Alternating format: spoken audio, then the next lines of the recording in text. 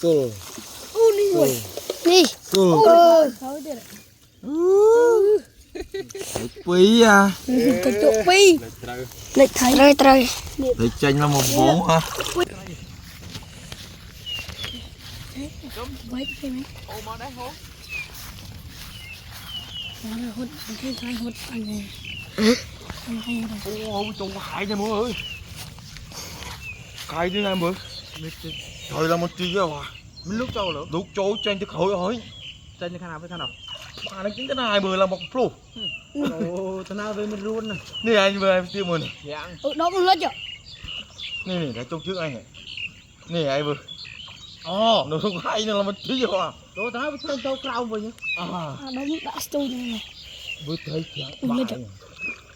Trâu chán tí à. Cho này, mình dùng lúc như tao. Để thế này.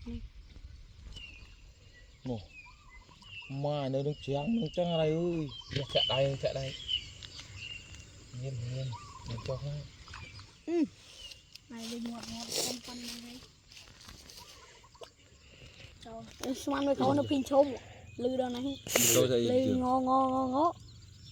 chôm thứ sai ấy. nơi xe này rồi. Hả? Hả? Cái chung mới khơi kìa. Nhưng mà đằng nhông xong sai à. Không. Còn thằng viên nơi giúp pin chôm nhiều.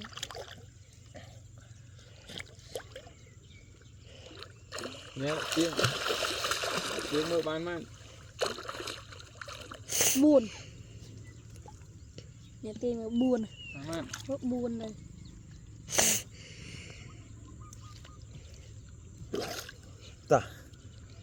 Tầng mới bạc thấy rồi. Mùi bị bay. Liền ta. Liền người. Liền. Tuh. Đi. Tuh.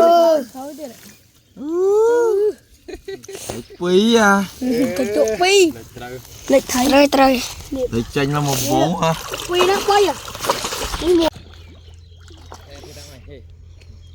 Ai cứ lơ. Rồi tới xa đánh mà nhận đánh lẹ. Xa mà. Xa với tao đang mà. Cái xạ. Đánh lẹ. Ai xấu rồi. Mà bọc là cơ chơi cái mình.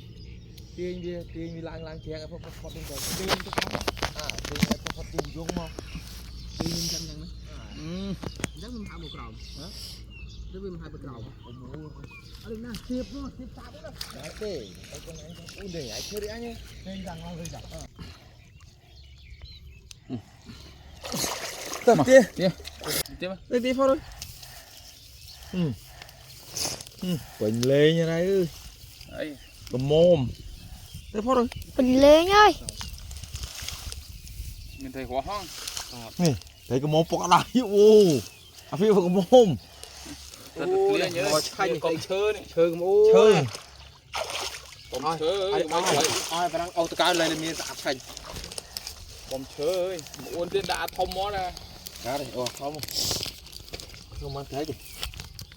Không ăn thấy đi. Kêu mà smile nữa. Tôi chứ các bạn này, phải về off mau rồi. Vì lấy thì ăn xanh nhau này. Can các bạn, thế can các bạn. Đi xuống là luôn. Xuống lại đơn thôi. Rồi, tiếp từ giờ nữa mà. Bé còn. Bắt sen.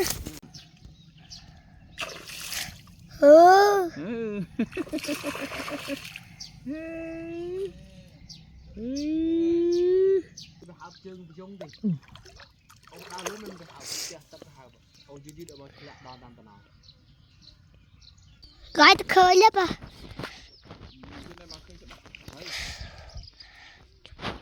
Thấy tôi chưa? Mở Đóเลย đây tiền nó đó. Thấy muộn. Áo tháo một thui. Đợi rồi cô. Thôi đây đo trong khơi, bạn ấy. Thôi tặc tịch mới thì chuyện tịch. Cái đầu chịu làm. Mày. Nè, chuột vào đây ní. Chừ. Mấy thoải. Mà tiền mà prập hồn. Đại đo khi em còn lươn tôi. Chanh cho xanh lên. Nó bên nơi ăn mùi vậy. Nè, nơi này mùi rồi. Ngồi pi. Ngon. Tiền sao này? Bóp được không? nhỏ à mấy thoái này nó lư bạn thấy tấu vậy ọt quá nơi đang khom đấy ơi này miếng gì có bà mua đây không tí nữa cho tiếp này vậy này đã ọt tay bị đồ nè với cho cô là cái này người có bên cô bên này thì này chừng khởi chứ bạn chừng có ai chừng coi cô lại tí đấy phọt đo nó cô bán cô tí nó đau biết là đây mai buồn đấy mới cái nhận hơn tụ buồn cũng châu nhà ní đang khéo đó giờ mình bán sao để bán mua pi đừng nè cho nè mệt nhỉ châu cho người ta uôn đấy mệt hào trường bà đây nè cái nào này mệt con nào này